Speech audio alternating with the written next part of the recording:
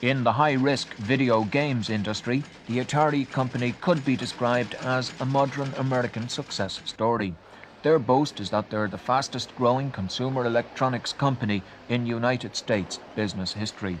The corporation has 10,000 people worldwide, and their Limerick factory will supply video games for the booming European market. In the jargon of the trade, the growth potential of the European market is enormous. This year, $730 million will be spent in Europe on video games and on all the various bits and pieces that go with them. IDA chairman Dr. Michael Killen was quick to defend the IDA electronics policy, and he rejected suggestions that Atari was another low-skill electronics factory of the type criticised in the Talas's report. We're talking about the industry we have at the moment in Ireland. I would say no to that, because we have some of the best names and the highest and most advanced technologies in the industry already established here and is being supported by R&D. As regards Atari, the consumer electronics industry is probably a very high-risk area, because it's like the fashion business, it keeps changing.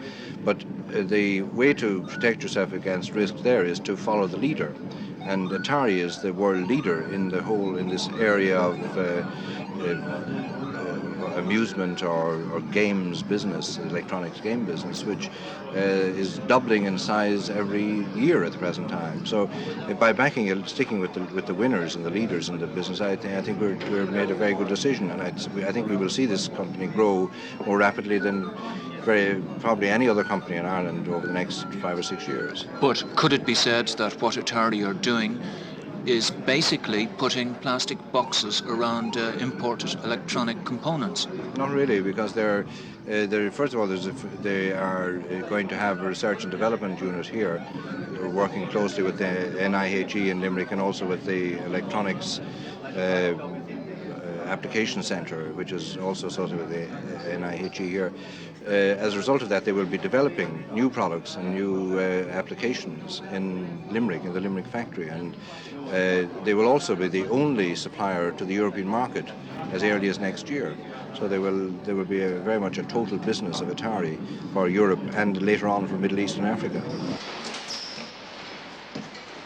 IDA executives rolled out the red carpet for Atari's Limerick launching, and Dr. Killen took a crash course in video gamesmanship from Atari chief Mr. Ray Kassar.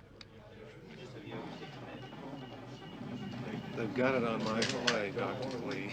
Have you got it? I've got it. Oh yes, you've got it. And he got me.